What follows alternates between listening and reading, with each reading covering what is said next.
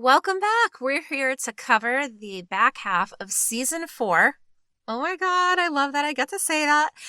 Episode 1, Pigs. And we left off with a rather awkward meeting between June and Esther, and we're picking up with Larry. Larry's back, and he seems to be in prison, but honestly, no surprise there. Come on, we kind of all knew that was going to happen. I was going to say, literally no surprise that he's in prison. Slightly surprised that they allowed him to have books, even if they did find him guilty or whatever his fate was. They at least offered him and extended him that courtesy. Mm-hmm. Must be nice to be a man, huh? Right? I know. Did you get to see at all what he was reading? I found it quite impossible, but I desperately wanted to know in the next scene with him when he gets called out. He's reading something and he deliberately continues reading when they call him. And I was like, what is he reading? I just want to know.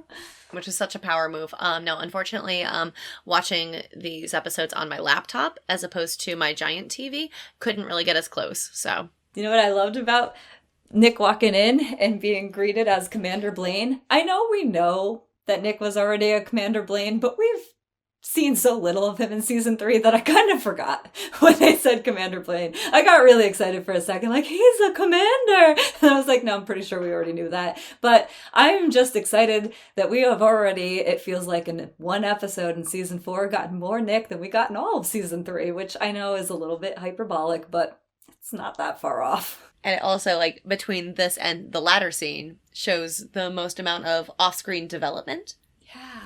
Yeah, off-screen development. That's a really good way to put it, yeah. So, anyway, well, Commander Nick enters and gives a canned generic that he's here to thank Lawrence for his service to Gilead. Well, there's so much to read into with that. Like, why did they send Nick? Did they send Nick? Did Nick volunteer for this? I think Nick volunteered for this. I think so, too. Yeah, I feel like it was all very coded. Like, there was only so much he could actually say, and he was really hoping that Larry would read into it a little more. And it's really kind of funny, given the two personalities in the scene, because my gut would always tell me that Larry would be the one that's a little quicker to the pickup than Nick would be in any scene ever. And I feel like Nick was really the one that had to snap Larry out of it a couple times. Be like, I'm trying to tell you something, dude. And then I also feel like Larry kept name dropping June at times when I'm like, I don't know if this is what you want to be talking to Nick about right now. Yeah. Like, there's another Guardian right outside the door. Yeah, that we don't know if he's part of the safe. If he were safe, then Nick would be talking liberally. Right. Yeah. And Nick, like, looks over his shoulder. Like, he looks at him and then he kind of just doubles down on, I just want to thank you for your service. And he leaves again.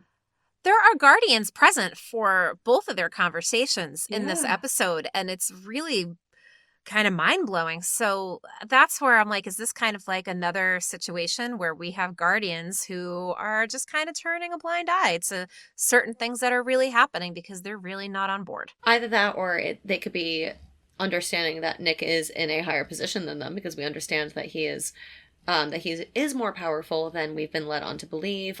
Nick was essential in the Crusades. That Gilead wants to thank him for the services is a fitting line for Nick to say, because Serena has said that, like, Gilead is very grateful for the services that Nick has given. So it definitely felt like a nice turn on that. But I do think that they show us pretty quickly that Nick has some kind of pull within the Commander Council at large, if he was able to convince them to keep Lawrence on. Spoiler alert. Sorry, we're jumping ahead now, but... Yeah, that's okay. We're close enough. I would say that I was surprised by that hierarchy that you mentioned, because it does seem like they are speaking in coded language, but clearly Nick is the one that has the presumption of an upper hand here. And then we hear that there was a trial without Joey Lawrence. There was a trial without him. And I'm like, hold on a minute. So we have been led to believe that this guy is either spectacularly important, or then all of a sudden, as we go through season 3, he is on their shit list and he gets his security clearances yanked. Then after Fred gets captured, there's this big power vacuum, and they're like looking towards him to, like, you know, help with this decision-making process about what to do about Fred and Serena ending up in Canada. And so now we have the results of, I'm assuming, these kids leaving basically from his house. And they had a trial without him. And that just surprised me because I would think someone with his level of power would at least be afforded the ability to be at his own fucking trial. But that just goes to show you how goddamn tenuous this power is and how everyone in Gilead is expendable. Even Larry. Mm-hmm. It shows you that, but it also, to me, rang of all of the other commanders understanding how intelligent Larry is and how easily he could manipulate a situation. And having him present at his own trial, there's going to be at least the implication there that he would be given a chance to speak. If we look back at Eden and Isaac on their quote-unquote trial, they were afforded an opportunity to speak. And if they were, then it's understood that a commander of his caliber would absolutely be. And how easily he could twist and turn that situation and manipulate it to defend himself. So the safest way to convict him is to not have him present at his own trial. And honestly, I would love to see some sort of a trial back and forth of some sort with Larry, if that ever comes to a head. I want to see him debate with these other Gilead fucks.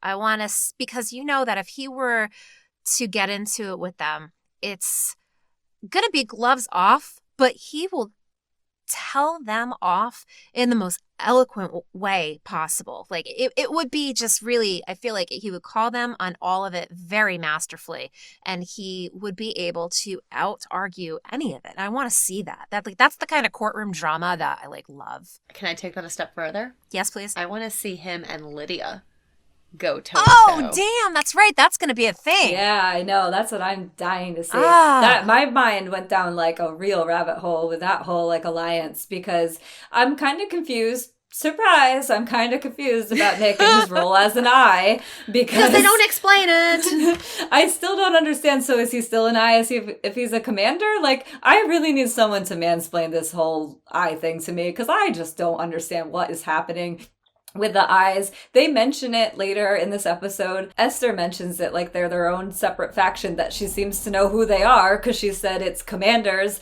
and it's guardians and it's eyes. So I'm like, wait, she knew who the eyes were? I thought the eyes were secret. How did she know they were eyes? And I'm like, well, that's a whole different rabbit hole. But if Nick is a commander, is he still an eye? Is he kind of like an eye commander? Is that why he's so important? Because he's spying on all of them. And then we know we get that Lydia and Larry face off. We see where Lydia's at this point in this episode, where she's out for some vengeance after 19 days of a quote-unquote interview. I imagine she's been spending those 19 days thinking of all the ways she can get back at everyone who's wronged her. And we know that because she talks about in the Testaments how this is how her mind operates. So I am assuming that we have quite an interesting little faction of June supporters of Lydia, Lauren. Okay, so I'm jumping Lydia into this situation. Never mind. I didn't mean Lydia as a June supporter. But we have Nick and we have Larry working together, right? And then you have Nick, who's also a commander. And then you have Larry, who's trying to get his good graces back in with the commanders. And you have Lydia, who also has a vendetta with all the commanders. I just think everyone and their commander issues are going to come together, and maybe, again, we'll get to see this Lydia transformation before our eyes, and it would just be so cool. But we'll see. We'll see. That's all just big hopes and dreams. Oh, I didn't tie the whole thing in together of what you guys don't know about, that I just earlier told you that I think that Judd is going to happen. And if Judd happens, what is Judd? Judd's the commander of the eyes. That ties Nick in to Judd, which ties Judd into Lydia and Lydia into Larry and Larry back into Nick. And now you have the big circle of illicitness. Oh, I love that. But that's operating under the big assumption that the random little dude with glasses that I saw at the end of this episode is in fact Judd. It may not be. So to go back to this though, so they don't have the trial with Larry because either it's easier to convict him when he's not there, or perhaps this is just the way that they do it with commanders because, how are you supposed to be tried in a court of your peers when all of your peers are below you? You don't really have any peers in this construct. It gets convoluted. Anyway, Nick repeats himself with the platitude of that he wanted to thank him for his services to Gilead, and Larry's response is just, that good, huh? He can see the writing on the wall, but he's not listening to what Nick is trying to tell him, covertly. So then Larry does ask, do you think it's a good idea to invade Canada? And Nick's answer is, again, another like Gilead placation of sorts. It's Gilead is determined to bring the missing children home. And Larry really takes this opportunity to talk to Nick in a fashion that I kind of didn't expect him to. I think he respects at this point and understands, though, that Nick is an intelligent man, even though he is a man of few words, most of which are canned. By telling Nick that what happens in the next few weeks will dictate the fate of this country, and talking about how like this is going to be June's legacy and how do you want her like to be remembered, which is a very wild way to put that, because it's already speaking about her in the past tense. And Nick again repeats himself. It's wild watching this because, I mean, we've said before how trying to rationalize with anything with Gilead must very much be like hitting your head up against a brick wall repeatedly over and over again. And Larry is probably exceedingly frustrated at this point because he's not had much in the way of human interaction with anyone in the past few weeks, didn't even know he had his own trial. And all he's getting in return with these attempts at some sort of conversation is more and more placations and just canned fucking responses. But for Nick to then end on, "You're a good man, Commander," I think is the best that Nick could afford him with having that other guardian right out front. Yeah. You know what's interesting is that a lot of this has started, like the very start of this was Nicole getting smuggled in Canada, and Nicole is Nick and June's kid. And we see in season 3 in the bottle episode that, you know, when the doctor asks her, like, what do you want this to be for? What do you like? What? How did he put it? He said that he honors his patients by saving their children. How are you going to honor your daughters? How are you going to honor your daughters? So June is honoring her daughters by trying to get as many children out of Gilead as possible. And he was basically saying to June at that time, what do you want your legacy to be? And now he is asking Nick, you know, this is June's legacy. What do you want it to say? Do you want it to be a peace offering, or do you want it to be a slaughter? He planted a seed, that's for sure. But Larry looks sad.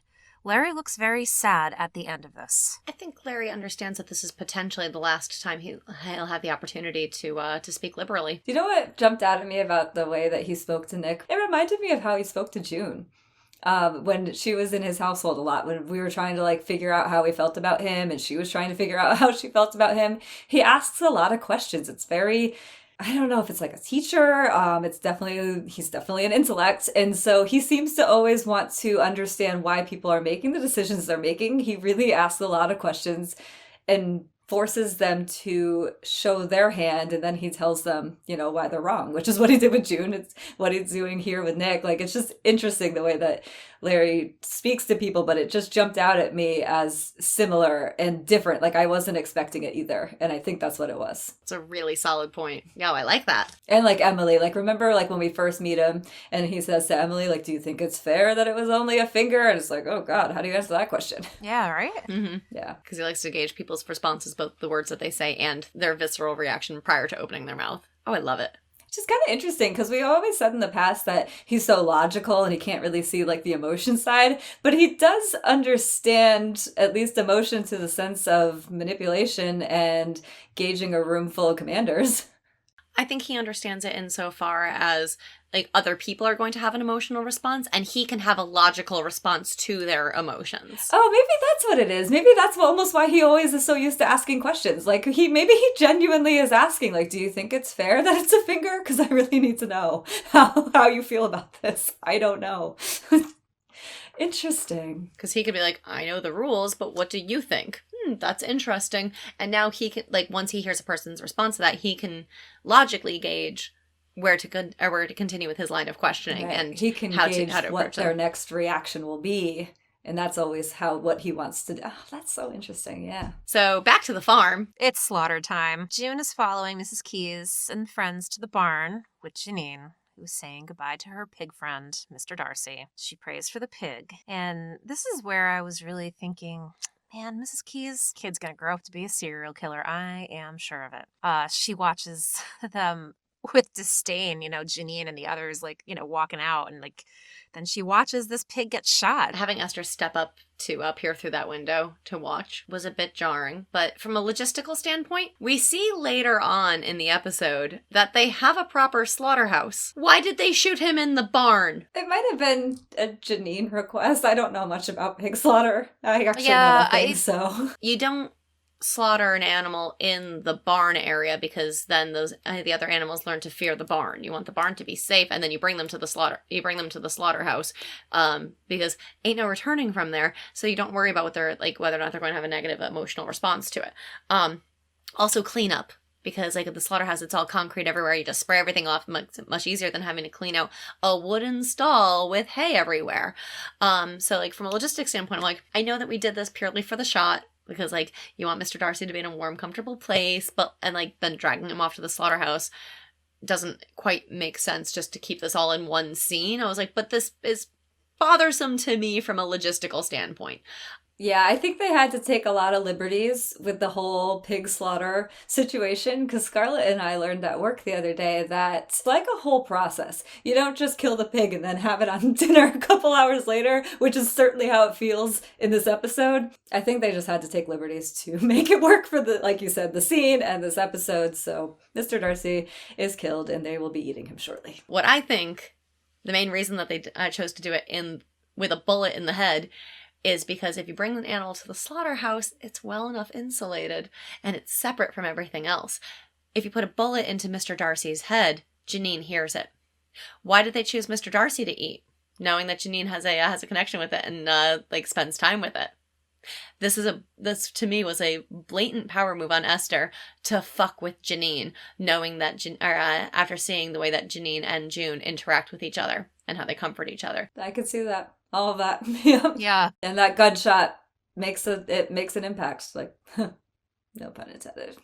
Oh, damn it, Margery. But you wouldn't get that same impact with any other pig or a cow or any other animal on the farm. You wouldn't get that emotional payoff with Janine, and you wouldn't get that opportunity to be able to try to present your power in one way or another, which we see them lean into that in the next blip of the scene. That's why for me, like, logistically it doesn't make sense, but from a psychological, like, control aspect, it makes perfect sense why she would do that. Yes, thank you for shedding some light onto that scene for me, because my notes consisted of, I've got nothing. Nothing. I had nothing for that scene other than direct quotes. I got you. Thank you. But also, yum, now they're going to have this great dinner. We finally see them displaying that camaraderie that we were hoping to see. They're talking and laughing over a meal, and it's wonderful to witness, but don't worry, because Esther is here to Serena this happy occasion. And I wonder if this is something that gets taught in wife school. Because Janine does not want to eat her friend, and I don't blame her. I get it, girlfriend. I get it. Like, it makes you sad. I understand. She won't even take the platter from June, and then that is when Mrs. Keyes really takes it to, like, some next-level psychological warfare at the dinner table kind of shit. Like, wow. Because she starts ordering Janine to eat this, and things are uncomfortable really fast, and she comes at her with like, yes, this is the logic of farm life. I had to kill this pig to feed you. He'd still be alive if you weren't here. So you killed your friend. It's manipulation. It is manipulation. Also, Esther says she'd still be here if you weren't. Continuity error, because either Mr. Darcy is named Mr. Darcy to be farcical, or Esther misspoke. Unless Janine couldn't tell the difference between a male and a female pig and just started calling it Mr. Darcy. Yeah, that's what really pissed Esther off to begin with. Yeah, probably. And here we are. It's a she, goddammit. Oh, freaking city folk. That could be it. But no, Scarlett, you're totally right that this is like some heavy psychological manipulation coupled with like straight up psychological abuse, and saying that like life is precious on a farm. I had to kill the pig to be able to feed everyone. It'd still be alive if you weren't here. And Janine takes that bite, and like you could see that she's gagging. She almost throws up, like she wants to spit it out. And for Esther to have the fucking audacity to come up and put her hand over Janine's mouth. That was insane. That's intolerable behavior. And I will tell you what.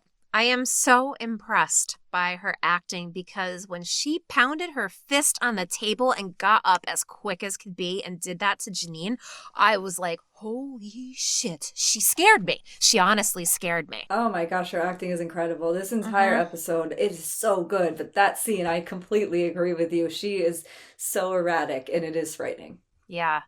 A lot of power and McKenna Grace, that's for freaking sure. Holy Christ. But that's okay because June walks in with her mom voice and just says her name, and then Esther storms off. I partially expected June to like comfort Janine first before going off to see Esther, and perhaps that happened, but I think that at this point, like, June understood that she needed to have a reckoning with Esther to ensure that that didn't happen again, and to catch her while her emotions were still convoluted. Because even though she is very much she's a feisty, angry, petrifying 14-year-old, she's still a 14-year-old who's going to be coping with all these different emotions. Like, we know that she stormed off because she needed to have a good cry. Yeah. June saw an opportunity there to capitalize on that weakness. Well, there is an opportunity there, but also this is another demonstration of how June feels like she's responsible for all these women that came along on this ride with her. I like how you pointed out that the first thing that she did was to stand up to Mrs. Keyes rather than go to Janine to comfort her. Because when you are acting in a parenting capacity, that's what you do. You eliminate the threat first, because that right there puts up a boundary, it protects your child, and then you go to the child. So honestly, this to me screamed of June navigating the friggin' kindergarten class. Like, seriously, time out. Okay, it's... Give me the knife back, you can't have the knife. Exactly. There is a prioritizing there of stuff, but it just does, it shows how responsible June feels like she is especially for Janine.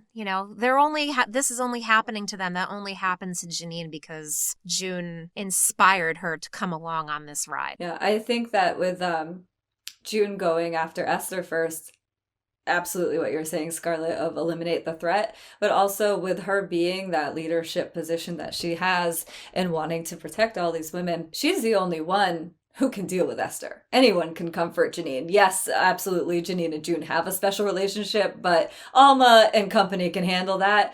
There is no one that has even had the wherewithal to realize that Esther's a problem until now. So this is June's wheelhouse, is to deal with that problem because she's the only one that can. Going back to what we've talked about in season 2 with her interactions with Eden, she's really the only one with those tools in her toolkit.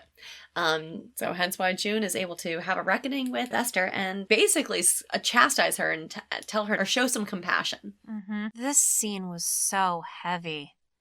Because June does come in with the mom, I'm going to read you the riot act about what Janine's been through, give me the goddamn knife. Mrs. Keyes, acting in just typical teenage defiant fashion, is like, bitch, this is my house and we clean our plates because food's a gift from God, blah, blah, blah, blah, blah. Well, maybe you can clean your plate, but maybe you don't put food you don't want to eat on the plate. She didn't want to eat Mr. Darcy. Don't put it on the plate. That line drove me fucking insane. That's a 14-year-old's logic. It's annoying. It just smacks of that back to the land survivalist kind of like, we kill animals and animals are sacred, and so therefore you don't dishonor the animal by not eating it because it just gave up its life for you. It was that kind of that pontification. And, June is like, do you know what they've done to her, to us, to me? Like, show some fucking compassion and respect. And when she turns to leave and she just stops June dead with those words, like, the commander couldn't do it. I mean, June knew on some level that this was happening, but I don't think she was prepared for what she was about to tell her about, the guardians, the eyes, the commanders, and then they started coming more often so they could use her. That's devastating. You can't be mad at a kid after that. Like, that's it. And this other issue, it's done. We have to talk about this, or at least let her talk about this. Yeah, and I think that she really was dying for a chance to tell June. I think that's kind of what we've been seeing with that anxious little puppy that's just been at June's heels the second she shows up. Like, I think there was some underlying, like, please, I want to confide in you. I need someone to trust. I need someone, a comfort. She doesn't have comfort. She may have these good guardian guys showing up and helping her now, and she does have protection and some sort of safety that she didn't have at some point. I'm still kind of confused as to exactly what's going on in this household, but that's neither here nor there. She is that excitement of seeing June show up is so many different things, and part of it is just a comfort and a camaraderie. And I think this scene of her finally just getting to unload that is what a lot of what she needed. Obviously, she's going to need a lot more. She also wants June to be an avenger for her. June didn't understand what she had going on behind the scenes. I still don't think that she was wrong earlier in her response to her about slow your roll, kid. This is not how things work. I've been actively doing this. I mean, Mrs. Keyes does have a part, but not what June's been doing. She's like so small and so vulnerable, but still so powerful. I love the line that she says here. I'm not really sure if it's intentional because it's not word for word, but as soon as June said to her, you know what I think? And then she says, I think, and she continues on to say, God is just. But that line is very similar to what she says to Eden when she then gives her the worst advice of Eden's life. Oh, fuck. And so to me, I feel like this was her reversing course, what I was saying earlier in part 1 of there's a time in this episode where June does learn from her mistakes in the past. I feel like she was giving much better advice to this erratic teen in this situation than she was to the erratic teen in her household the last time that teen came to her for advice, and she gave her the exact opposite of what she needed to hear because she just didn't know what was going on in her head. I'm hoping that we're going to actually see a lot of shades and parallels of Esther with Eden. It's just so similar. There's so many similar things, and June did make a lot of mistakes, and now she has a chance to get it right this time. I agree with that entirely, and like the parallels were abundantly clear, that this is an opportunity for June to almost reconcile all the missteps that she had with Eden. I think it might be more like in our faces now, considering we just are off the heels of our season 2 rewatch. But like even just in the way that June comforts her by, now you listen to me. None of this is your fault. None of it. Allows Esther to have that moment of release where she can let her guard down, and that's something that Eden wasn't afforded, and that June never was able to give that to Eden. And then when June says, you know what I think God is just, and I think that He is going to make those men pay for what they did to you. By saying that sentiment to Esther, it's doubling down on none of this is your fault, and understanding that they will see their comeuppance. Eventually, they will. And that's, had she said something to that effect to Eden of like, none of this is your fault. You're put into this predicament in this situation. And I think that the Lord is going to find a way to like repay you for your patience and your understanding of this. Like, had she said something similar, then perhaps Eden wouldn't have found herself in the bottom of a swimming pool. So there does seem like there is that sort of guilt there, and you see it on June's face as well. And June's able to reconcile because of her past experience with dealing with one teen, or like one very like emotional teenager and failing miserably. She now has that experience and those tools in her tool belt to be able to talk with Esther to the point that Esther is able to just hand June the knife. Yeah. Which I love this scene, and I completely agree with everything you're saying, but I do think that she's going to change by the end of the episode. So it's really cool because I hadn't really thought about it until you were talking about it. But in this scene, she convinces Esther to give her the knife and put it in God's hand. And then by the end of the episode, she's saying, we are going to be the answer of what's just. Here's your knife. And it gives it back to her. So it's a really cool flip. Mm-hmm. You know what I think it is that like, so June is saying that I think God is just, and I think that He's going to make these men pay. And by being the vehicle with which Esther gets the knife back, and her handing the knife back to her puts her into a demigod status in Esther's eyes. Thank you. I was in my notes, the next line after she gives the knife to June and they hold each other and they cry together. My notes say, I think in that moment, June found another reason to play God. Mm-hmm. But we can get more into the implications of that when we get to that final scene, because now we have, after June's comforting of Esther, June coming for Alma, and coming for her hard. Which that was like super well received. I again appreciate Alma for her snark that she offers. I was trying to keep you alive after carrying your fat ass across Massachusetts. You're fucking welcome. I mean, yes, you very much have a point. I mean, if June is out of commission and June seems to be the facilitator of things, I'm sorry, what the fuck did you want them to do? They just got welcomed into this house when they were on the run. How many buttons did you want Elma to push while you were out healing? Like, what the fuck? But she makes a good, like, honestly, I'm team, like, I get this to a point, like, and I can see both sides of it, because, like, I'm team June here. Like, what the fuck, no one else was gonna step in and, like, make sure that the person that we're, like, whose roof we're under was emotionally and mentally stable? Like, Alma, like, I expected that of you at least, because we've said this time and again throughout the seasons, that Alma seems to, like, have an uncanny and unnatural knowledge of what's happening behind the scenes. She definitely seems to, like, have found herself in a household that, like, gave her unprecedented access to, like, the Martha's network, and, like, kind of always seemed to have her shit together a bit more.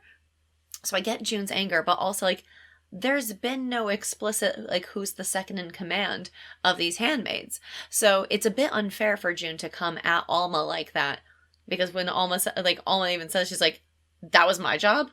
Sorry. Like, we would hope that Alma would have that same spark in her and that same, like, desire to be strategic.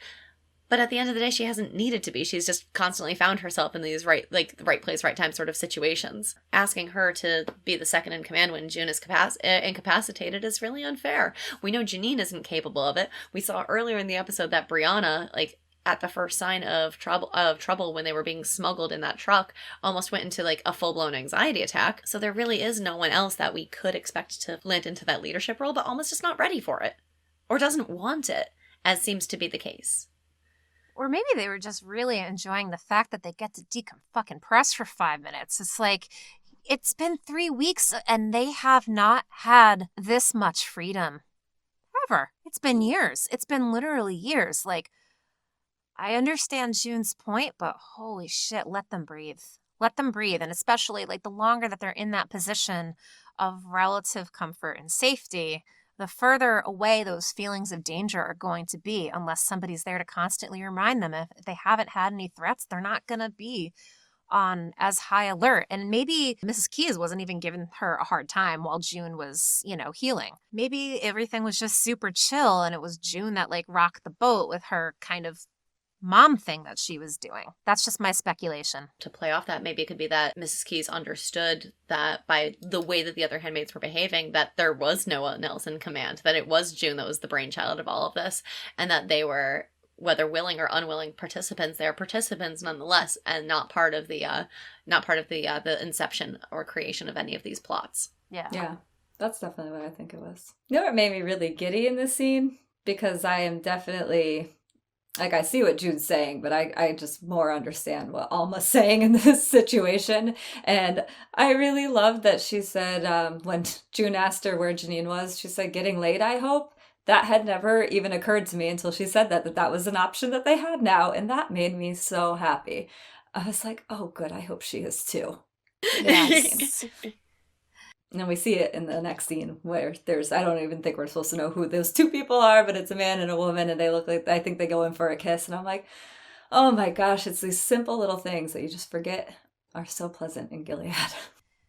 Well, they're having a house party now. After June gets done talking to Elma, she goes back to the barn and she watches her friends having fun for once. And Janine's dancing. The Guardians are actually a couple.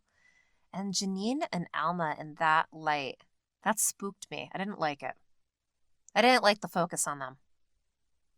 I thought it was beautiful, but June immediately steps back into the darkness. I don't think she really liked what she was seeing either. And this gave me more strongly than ever the thought that Elma and Janine don't make it.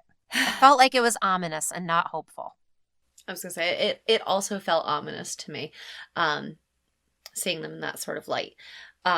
what really came across to me, though, it wasn't so much that June didn't like what she was seeing, but I think at that point June understood that some of these girls were either not going to be willing to go on this journey with her, or they might be willing, but they weren't going to make it. Yes. Yep. And that was doubled down by the music that was playing in the background. Did either of you pick up on this? All right, so the song that was playing was a Grateful Dead song called Ripple. And the lyrics on it, like, some of it is just, like, typical, like, Grateful Dead nonsense, like, doesn't really make sense. Like, ripple in still water where there is no pebble tossed nor wind to blow. Which, I mean, you could definitely extrapolate a metaphor out of it, but the lyric that really like stepped out to me was, there is a road, no simple highway between the dawn and the dark of night. And if you go, no one may follow. That path is for your steps alone. For me, like, that just was so abundantly clear that June was realizing at that point that maybe these girls are going to be more content to live this life where they're not fully free, but maybe this is what they think is the best thing and the closest to freedom they can have. And June is probably going to have to go on this journey by herself. If the other handmaids are willing to go along with her, they might not necessarily be willing participants. Okay, that works perfectly with what I got from the scene. Because I tried to listen to the lyrics and then I got distracted and stopped. And you figured one of us would pretty much. I was like, this is a song I've definitely never heard before. And then I couldn't even like get my ears to listen to it. Like, I don't know, my brain refused to acknowledge the actual song playing. But I see what you're saying, Scarlett, where they zoom in very uncomfortably. Although I would say that it's not so much the Janine and Alma combination. It was Janine only that really stuck out for me. I know what you're saying, Janine and Alma do dance, but when you're talking about when she steps back and when June steps back into the darkness, I picked up on that too. And then my brain got really stuck on what was happening with Janine spinning in that light. The music goes into discord and everything feels off. And then her face goes dark. And then I figured it out, and I have no idea if I figured it out, but I figured it out for myself, and it plays into everything you guys were just talking about. Janine is the dancing girl in the box. That's what it looks like as she spins around and around and around. So I went back to that scene. It's season 1, episode 8. I didn't write down what it's called, so you're going to have to look that up yourself. It's from season 1, episode 8. And she says, as she's talking about the music box that Serena has just given her, and she says, the perfect gift, a girl trapped in a box. She only dances when someone else opens the lid, when someone else winds her up. Then she writes on the wall the Nolite, and then she finishes her monologue with, I will not be that girl in the box. So, what you guys were saying with June has her own path, she made that declarative statement in season 1. She's accepted this entire existence in this resistance. She is looking at everyone else who is happy. They're happy for a moment. She hasn't seen this in her recovery. This is her first time. And for a moment, she does feel happy. And the entire scene feels nice. And then you get Janine spinning by herself. And it harkens back to what she was having that conversation with Alma about how far away the line of sight is. And she says it's 5 miles, and then they're in enemy territory. It's like they're in their own little box. And yes, Janine can be very happy to spin around in that box, and Alma might want to be very happy to spin around in that box of safety. But like June said in her monologue, which comes 14 minutes in, but the monologue in this episode of Gilead is out there, and they are going to keep searching for them. So June knows that it's not really safe. She knows she's really still that girl trapped in a box, and she has to act of her own accord, which is exactly what Esther's trying to get her to do. Wow, that's beautiful. I know. I love that. And if it's wrong, I don't think it's a rabbit hole that will take us too far off. No, not at all. No, that seems correct. I love that, to sort of play into that as well. When Janine is spinning around, and the music sort of slows just a little bit, the lyrics that pop up are, it's a hand-me-down, the thoughts are broken, perhaps they're better left unsung. I don't know, don't really care, let there be songs to fill the air. And it's just like that sort of like notion of a detachment of whatever the fuck is happening in the world around. Like, just enjoy the actual moment that you have.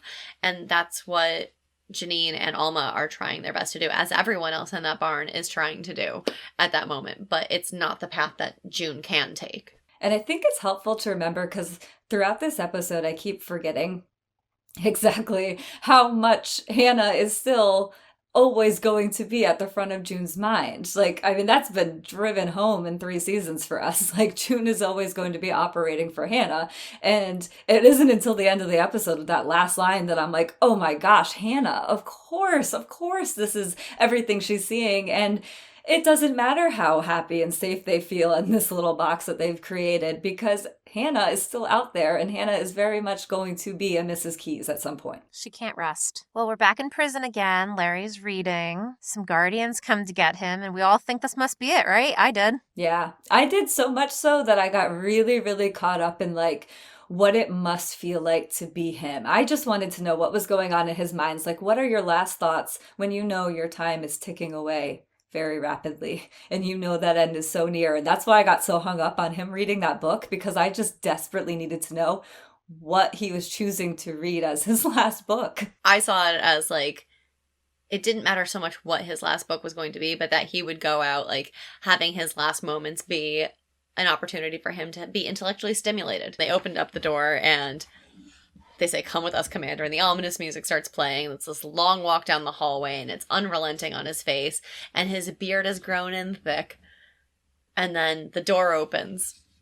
And as soon as the door opened, how did you two feel? I was terrified because they open the door and there's a chair. And then there's a table with an autoclave. And I was like, oh my God, they're going to fucking torture him and we're going to have to watch. That's what I thought it was.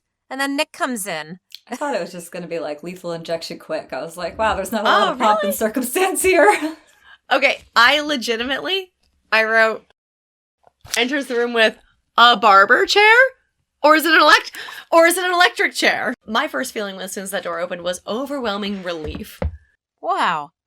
I was slow to the punch. I really didn't pick up on what was happening until like way later than I probably should have. Well, because if it were an electric chair, then there would have been like some sort of head restraint. I was really surprised that they were going to take him out of his cell to bring him to another cell to shoot him with a drug. Like, I was like, why didn't they just do that in that room he was in? Like, because I thought about it for a second. I was like, it's not an electric chair.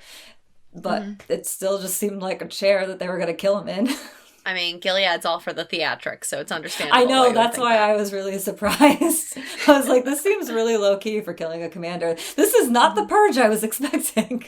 Right. Of course wouldn't be the purge that we're expecting, because a commander of such a high ranking as Commander Lawrence, as we've been led to believe, they wouldn't just give him a lethal injection or like an electrocution and call it a day. No. If they're going to make a public display of Eden and Isaac, then they're going to make a very public display out of Commander Lawrence if they're going to actually execute him. Especially because they haven't caught June, so they look really stupid. So what are they going to do? They're going to pin it on him and say, oh, don't worry about June. She wasn't the mastermind anyway. It was him. It was him all along, and we've caught him, and he's no more. I did think it was torture because, so first of all, I didn't notice the, like, lack of, like, straps or whatever on the chair, but that didn't bother me because I was like, well, zip ties are a thing. And then I saw the autoclave, and I really thought that they were going to put him in that chair and they were going to start pulling teeth. And then I thought it was funny because I'm like, oh, of course Gilead's going to make sure that their tools are sterile so they could torture. I mean, we've seen what they do. They're very clean about their medical procedures. I thought for sure that's where we were going. They were going to start pulling really his teeth for information about June, because I thought that they think that they are, he's still holding out on them for info or something.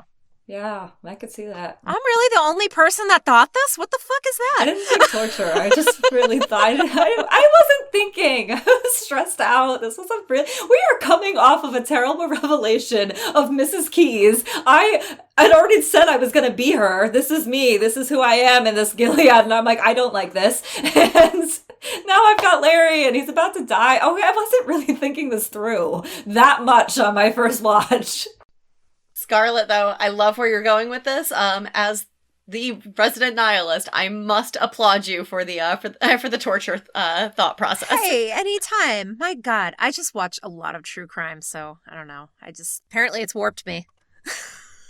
No, it's given you a realistic expectation of what to expect in a dystopian hellscape. Once we start to really realize that it's neither an electric chair, nor a torture chair, nor an autoclave where teeth are going to be plucked out, which fucking hell, Scarlett, I love that. We hear Nick saying, I still think there may be more that you can do. I convinced the council to bring you on as a consultant. Absolutely amazing that he was able to do that. It raised so many questions for me, though. How much power does Nick have that we're not privy to the point that he was able to convince the Council of Commanders to keep a potential traitor alive? And not just keep them alive, but bring them on as a consult for, international diplomatic negotiations. So here's my theory with this of how it could technically not really have anything to do with Nick so much. We've seen from the Lydia scene here, the two commanders that spoke were the two we knew, which is Putnam and what did you say, Calhoun was his name? Now, those were the exact two commanders that when Winslow went missing and Fred got detained, they went running to Lawrence for help and guidance. They needed to be led. Exactly what Nick said, some men need to be led. They needed to be led. And I have a feeling that Nick was at least smart enough to frame this bringing Larry on as a consult to them as a way to lead them. They don't know what they're doing, and they are potentially in a spot where they can make great strides diplomatically, and I just don't think they have the leadership within the commanders to know what to do, and so they're all kind of floundering. And having Larry off to the side, giving this diplomatic voice is, I think, the voice they want to hear. Doubling down on what Scarlett had said earlier, there was this massive power vacuum that existed after Fred was shipped off to Canada / voluntarily left, and there was no real clear power construct. So I think it was a strategic thing. I think why they did it, Nick possibly suggesting that Larry be a part of this probably gave maybe Putnam and Calhoun and the others the idea that, well, if we make Larry a consultant for our operations, because he does have the best knowledge in this area, apparently they think, then if something goes wrong, we can just blame him. And it will be very, very easy to dispose of him because he already has this history. So they could use that against him, coupled with, the potential for a misstep. And so they just bring him on as their scapegoat. But it also benefits Nick and Lawrence if they're able to do that, because without them realizing it, without all the other commanders realizing that, because then Nick and Lawrence can pull the strings on this invasion to possibly make it more advantageous for June and anybody else to get the fuck out of the country. So it's a twofold thing, I think. Yeah, I mean, that's always Nick, playing both sides of all the angles. So duplicitous. He is. I love that notion of that as well. We don't often give Putnam or Calhoun or any of the other commanders any sort of credit whatsoever, but they're clever enough of men that they haven't been killed yet. So of course they're going to want a scapegoat that if they are trying to enact a plan for diplomacy, and if it fails miserably, they would want a scapegoat. And what better scapegoat could there be than someone who they would already want on the wall? Yep. It takes the heat off of them entirely. It wasn't our idea, it was Lawrence. I feel like it could have even been Nick that explained that to them, though.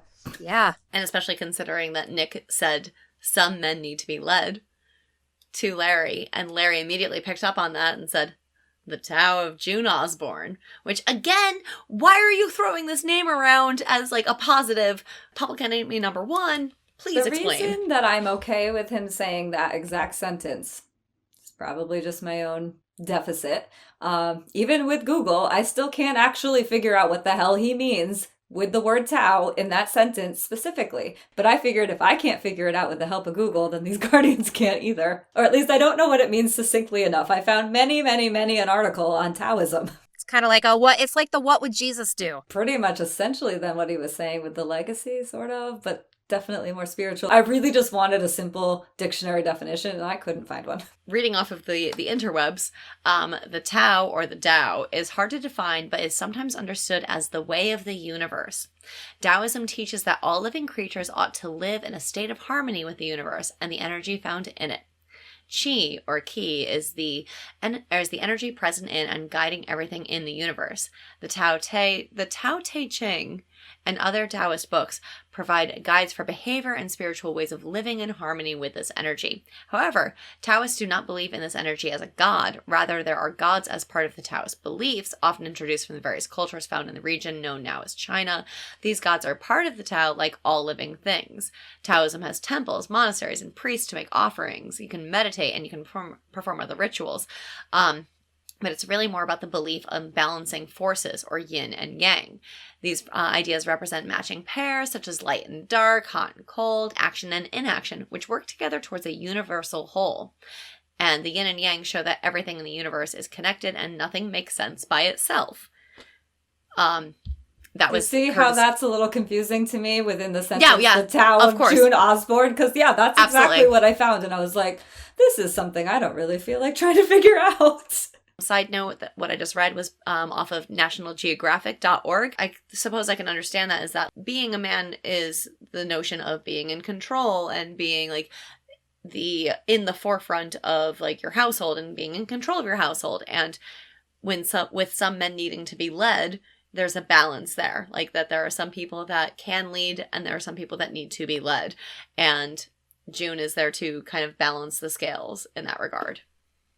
Gosh, makes perfect sense. That's why I need you to take all that nonsense you just spewed off of Wikipedia, National Geographic, and said that, because that's not what I got, but that makes perfect sense now. Thank you. Excellent. I'd like to thank National Geographic and Irish whiskey for this revelation. I'm gonna have Thanks, to give my whiskey. hat tip to the whiskey, because I tried the National Geographic on its own. It gave me nothing other than it's a lot of words that don't really give me a definition. Well, and which I appreciate the fact that they were even immediately like, it's hard to define. Yeah, that's what, and I was like, yeah, I get that. And that's why I just finished my summation up with, well, I guess the Guardians don't really give a shit, because even no one understands what that means anyway. Thanks, Larry. Mm-hmm. But either way, I guess it doesn't matter at the end of the day what Tao means, because he's still dropping June Osborne. And that's all the Guardians or anyone needs to hear these days, to be like, what are you talking about? Exactly. Like, she is public enemy number one. And you're referencing her multiple times in front of Guardians. It's a brazen, like, bombastic thing to be doing. However, it's a safe presumption that he gets away with it, because the barber then asks him, like, how he wants his face cleaned up. And he's like, do you want the full shave? No. I've grown quite attached to the beard. Just clean it up a little bit. Again, to be a man, to be part of this, like, this plot to get 86 kids across the goddamn border, and your punishment is that you then get to be a part of the council as a consultant to international affairs, and you get a free beard trimming out of it as well. The impetus of a white man. Oh my God, right? I'm just really glad it was an actual barber that walked in and not a barber surgeon. So let's just thank our lucky stars. That's a good point. So anyway, back at the farm. Things get interesting here. We have June spotting a knife on the table. Nobody ever really wants June to spot a knife, but it's the same knife that was that she hung up on the wall. Exactly. And then the commander comes out of the room, and I'm like, oh God. Her face acting is so awesome, because you could literally see her calculating whether or not she should kill this guy, and I love it. The movements on her face were almost imperceptible to put together. You know exactly what she was thinking.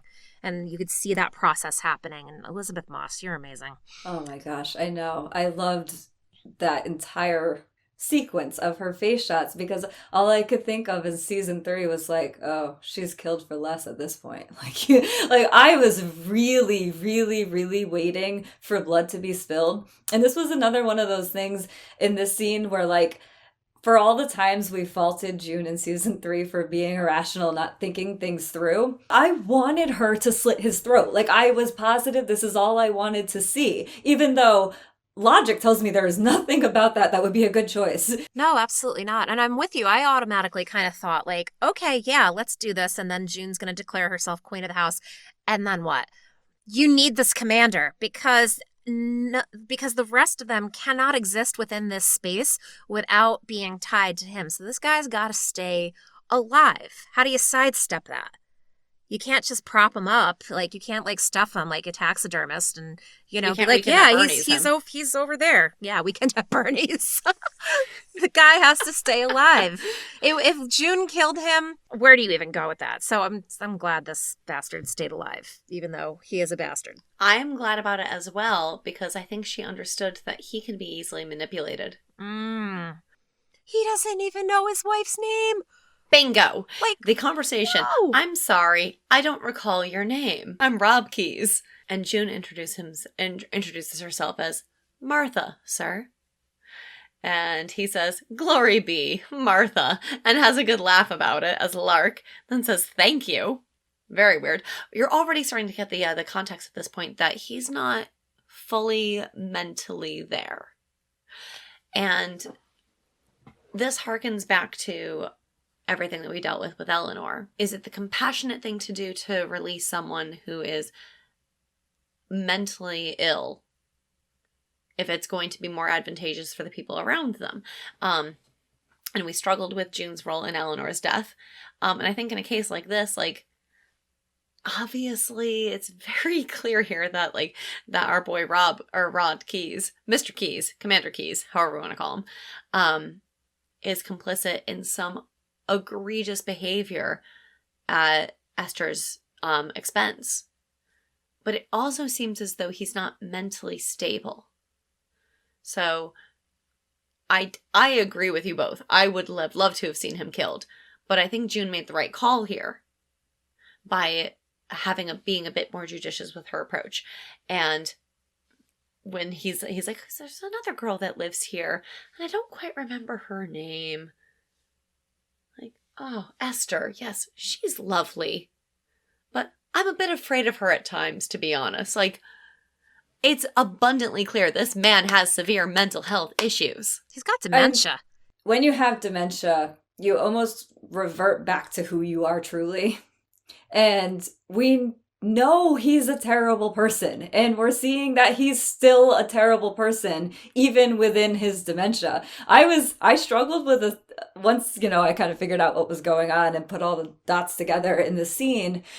I struggled weirdly with the part where June gets in his face, and when he says, she kind of scares me, and June looks him right in the eye and says she should, because for a patient with dementia or Alzheimer's, that is terrifying.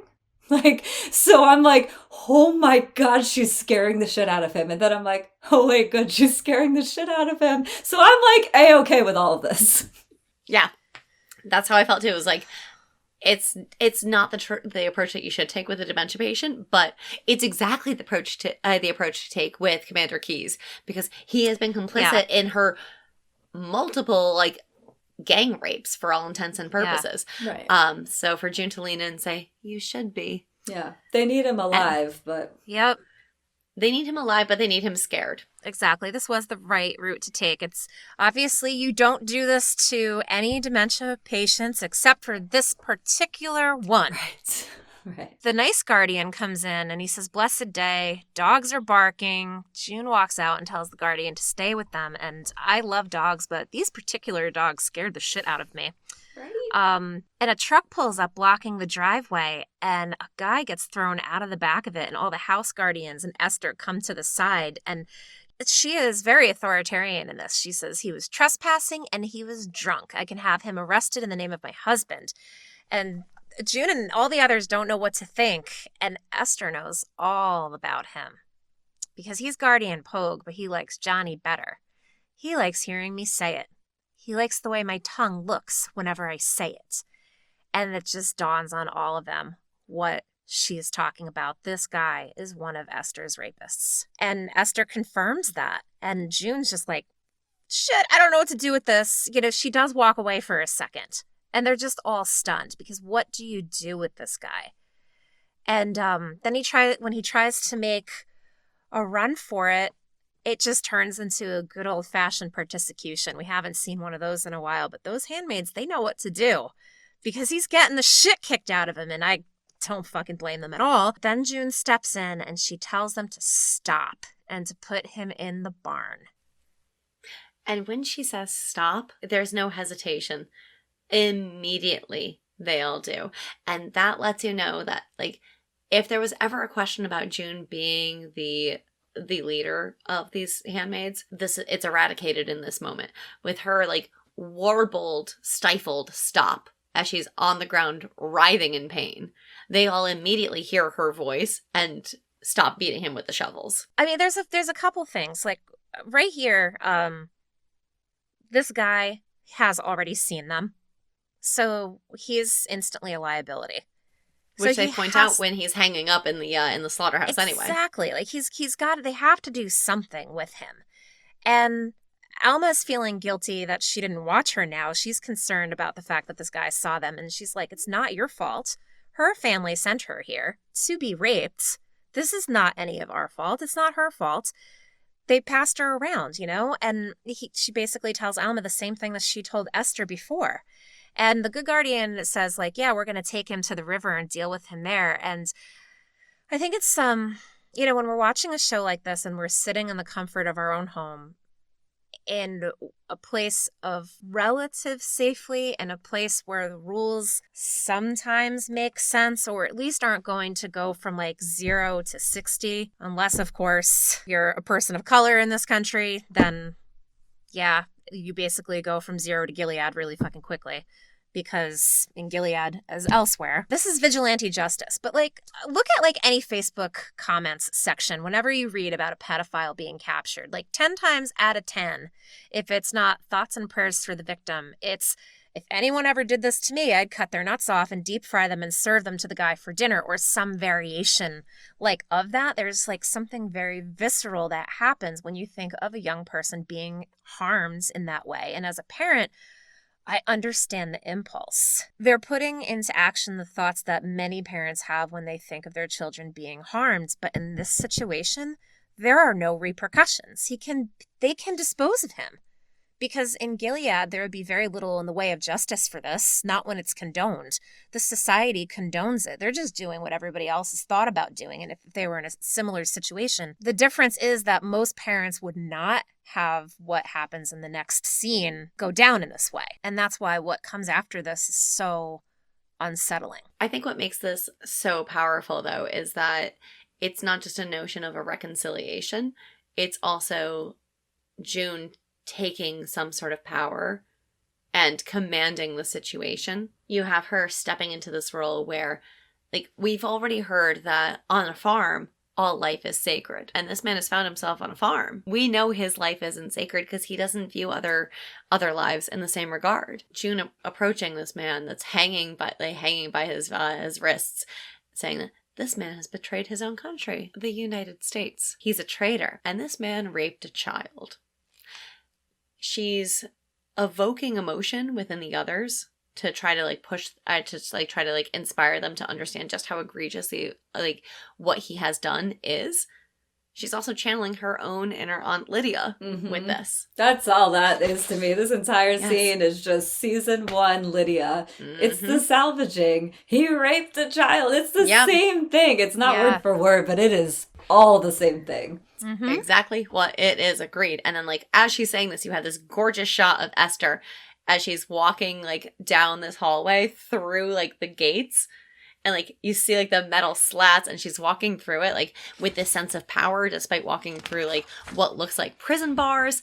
And June's just like, this man raped a child repeatedly. The punishment for these crimes is death, with a smile.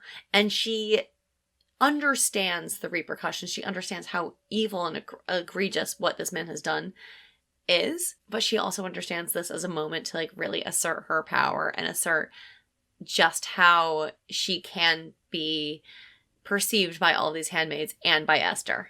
Yeah. And by the friendly guardian. She has to be ruthless. Exactly. Yeah, she has to be ruthless. And also, we can't say we thought that this was going to go any other way because, first of all, this is creepy. Um, she says to Esther, "You were right. We're Mayday. We don't hide, we fight. And in this place, we all fight, even little girls." And she gives her that knife and she says, "Good girl, make me proud." And that's exactly what Aunt Lydia says to Janine in season 3, episode 4, when they're in the back of the Handmaid mobile. Please give Elizabeth Moss an Emmy. Oh my gosh. Because this scene fucked me all up. Because June leaves and then Esther starts going for it. So, like, June, by giving this little girl permission to inflict harm on the body of someone who was her rapist, she's empowering her. And she was, by extension, doing it for Hannah, who she has said time and time again, "I'm doing this for my child." For all she knows, Hannah is going to be in the same position in the not too far off future. And I don't know, in this case, is it always inherently wrong to want retribution? Like, I didn't like it. I felt really weird after this scene. Like, I found myself being on the side of someone who would want that kind of retribution. And like, I didn't like it. But then I'm like, I also have the luxury in living in this society where things usually there is some process. It's not as, I mean, it is brutal. I'm not saying that our society is not brutal, but this is like this is our society on fucking steroids. Yeah. Where it's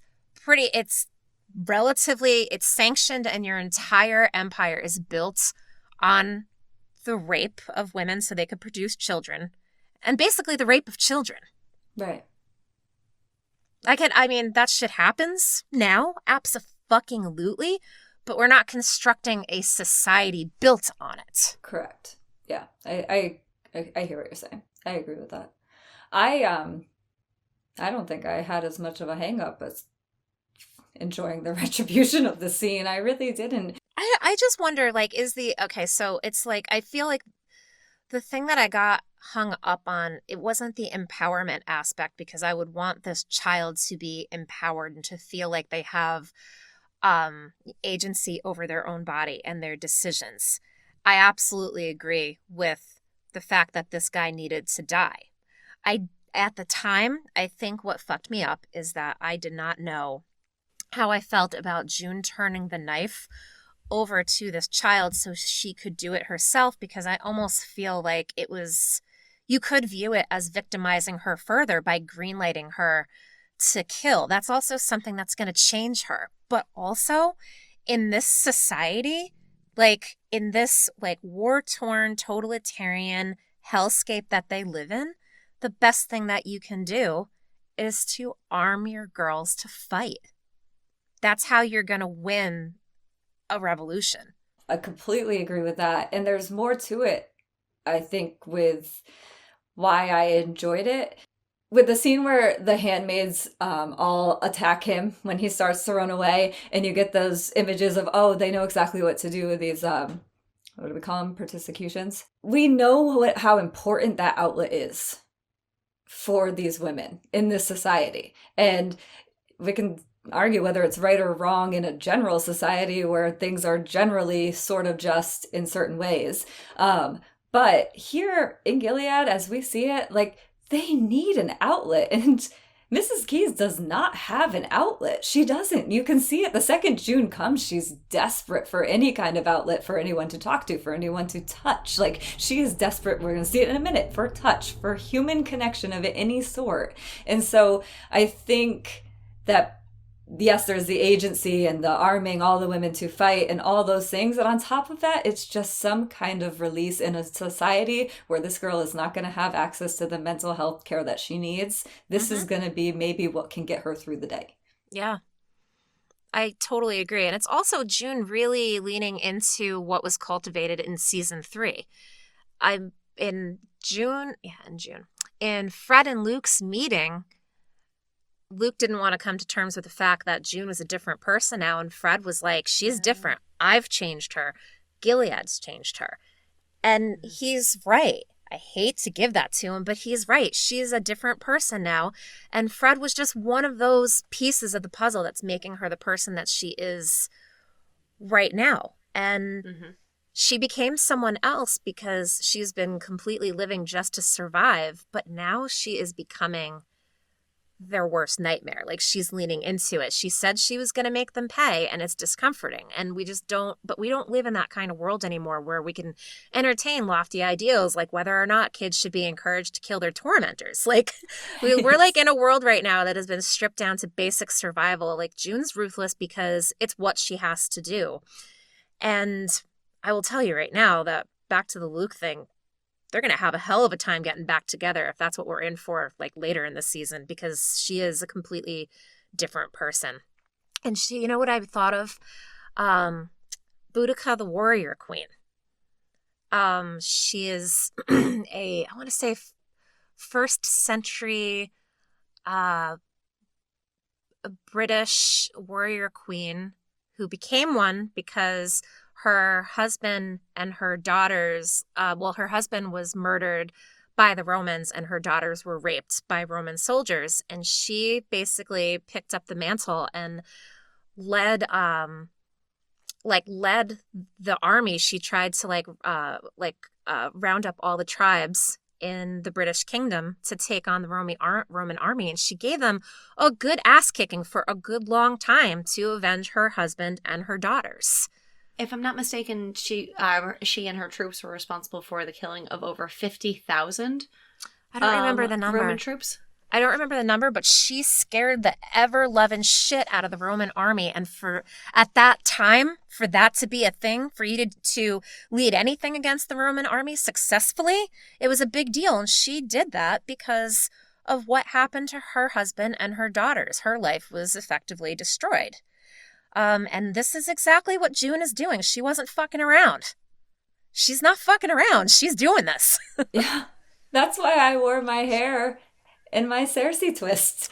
Oh, because I'm like, I this love episode it. makes me feel for Cersei. Because I'm like, you know what? If anyone hurt my kid, I would kill every person that Damn you know. right. I will burn it all down. Burn it And I'm all like, down. I can Agreed. appreciate that consistency with Cersei. And I feel like that's what's happening here.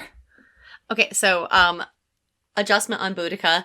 Do you guys want to venture a guess? Am I over or under on my estimate? Under. All right, I'm going to say under just because I want to be surprised. Yeah. An estimated 70 to 80,000 Romans and British soldiers were killed in the three cities following Boudica, many by torture.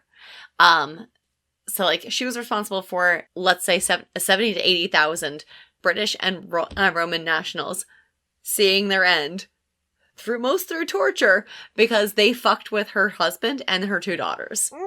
An actual true badass. That's crazy.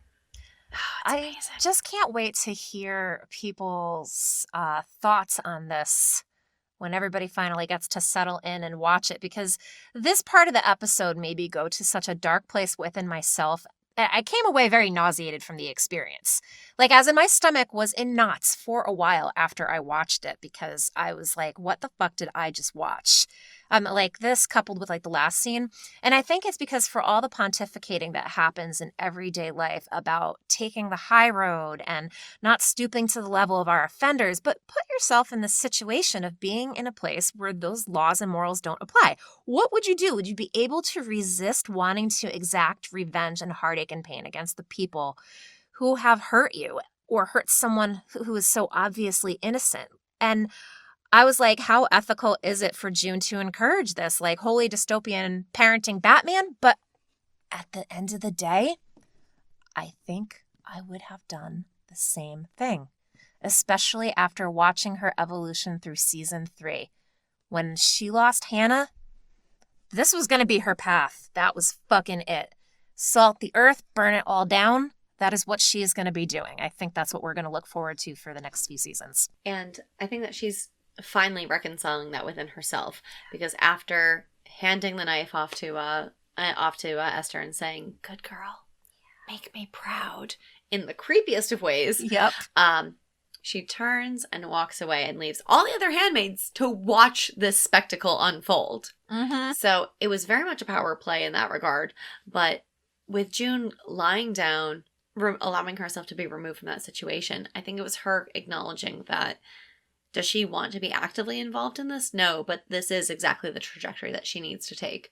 If she wants to burn down Gilead and if she wants to take it all down, she needs to be, whether an active or a passive participant, a participant nonetheless in these sort of acts.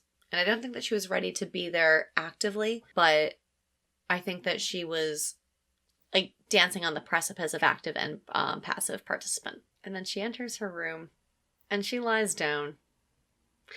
And what a wonderful music medley we have with You Make Me Feel Like a Natural Woman. Yay, Aretha. More Aretha. Yeah, it's the Carole King version, though. Oh, it is? Yeah. It is, yeah. Oh, okay. Excellent. Yes. Yes. Can confirm. And you like it's fitting for both June and for Esther. Because the lyrics are talking about how like, oh god, like the entire day, like, and like the whole notion of the work has made the song's character super exhausted. And June is super tired and she's unmotivated. And then you have Esther coming around the corner and she's drenched in blood. It's splattered across her face. And that's where the song slowly starts to crescendo. And Esther like curls in next to June, asks, "Is this okay?" So there's an acknowledgement of like some sort of like reciprocity of her being a human being that deserves like some level of like comfort and privacy. And June says it's okay, and then the light transitions as they're spooning each other. The light transitions to show it's been several hours that go by of them just laying with each other. And I think like you didn't? No, I was a sobbing mess probably by that point, so every time. I can't even listen to the song anymore. The show has ruined the song for me. Like, I can't. Like, the scene was just too much. Like, I was totally fine in this episode up until this scene. Like, the killing, I was fine with it, Scarlett. I'm surprised with how much you got hung up on it, because for me, I was like, good, just fine. Then this scene happened, and it gets me. Every time it got me on my 8th rewatch. It's got me, as I'm going to talk about it here. We're just going to keep talking. Let's go. I'll keep talking. Got it. But yeah, so as Esther is being Big Spoon to June's Little Spoon, we understand that it's these two women that are reconciling with everything that they've done and what is to come. And allowing themselves to just sort of marinate in the weight of all of that. And it's perfectly executed, because like when Esther originally climbs in to be Big Spoon to June, it's full sunlight, and then they show like the progression of the sunlight against the wall to make it a dark room. Huh. That's cool. And Esther at that point, like when the room is dark, we know it's been several hours at this point, kind of curls in a little bit and says, "I love you," to June. I didn't realize that all that time had gone by. That's so cute. Yeah, it had been several hours, which is unsettling because, like, Esther, you've just met June and you've just created a relationship with her, but also like she's so desperate for someone to show her that she can be her own independent human. And with June handing her that knife, it was allowing Esther to take sovereignty and control over her own destiny and over the direction of her own life. So of course Esther is going to respond to that. I think we haven't really talked about it in this episode yet, but I keep thinking about the fact that she mentions the first thing we hear out of her mouth is that she's had dreams of June. So whatever these dreams are, or someone God speaking to her. You remember she's saying something to that effect in the beginning. So whatever that is exactly, I'm not sure, but she believes that she's already meant to meet June. So I don't think to Esther this is all that new of a meeting. You know what I'm saying? I don't know what's happening in her mind, if it's some kind of traumatic response that she's using to survive. I don't know. I just know that she said that and it was weird. And she seems to think she really does know June, and June and her have a mission. Yeah, I think on Esther's end, it's just really simple. She's so young. And you have to assume that she's probably been on this farm for, I don't know, like a good 2 years. She looks like she's freshly 12 years old. And you think about all that she's been through and how early she was taken from her parents.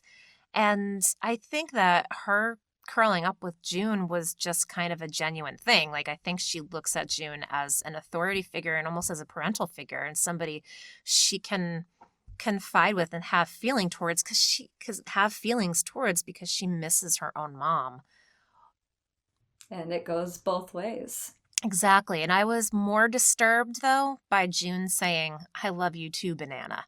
That really freaked me out. I was like, uh-oh. Uh-oh, no, bad. That's not good. Not bad, though, guys.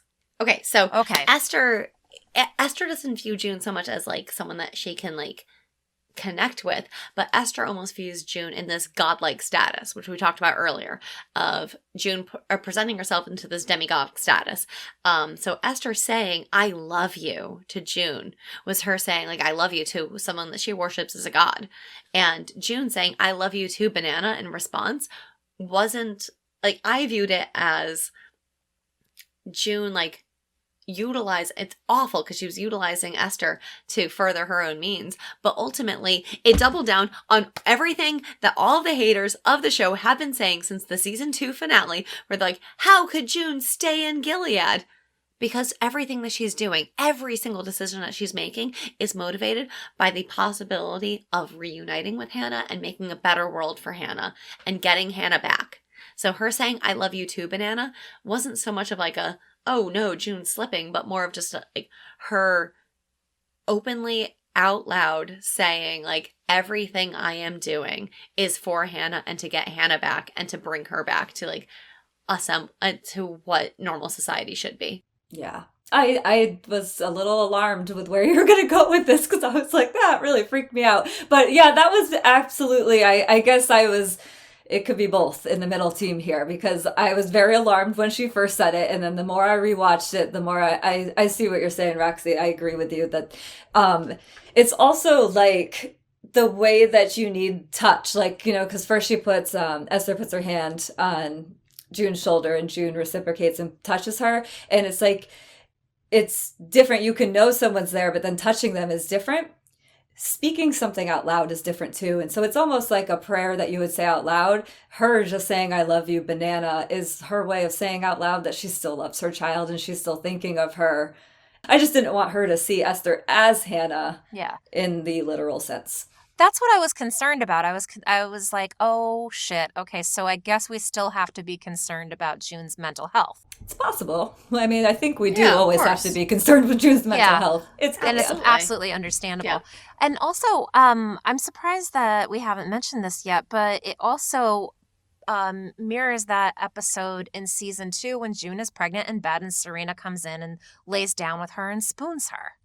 Oh, you're right. Yeah. June is always being spooned by wives with chips on their shoulders. And in both cases, neither of them knocked before entering. Yeah, both of them just automatically presumed they had sovereignty over, like, fucking June. Even though, like, you had Serena, who, like, we obviously understand why she thinks she has sovereignty over June, and fucking Esther, who shouldn't have any sort of ownership or any sort of belief of ownership, and yet it's still there where she opens the door and doesn't knock first. Yeah, so my first thought when that happened in that scene, and I was like, oh, because I was just enjoying the song, the music was beautiful, I thought we were going to end there, and I was pretty content. And then you hear the footsteps, and it's like, instantly we just go back to, like, Serena Doomheels, and you're like, oh my gosh, this girl, June, it doesn't matter where she is in Gilead, she's always going to be in this room where she just has no fucking privacy, she can't get 1 minute to herself.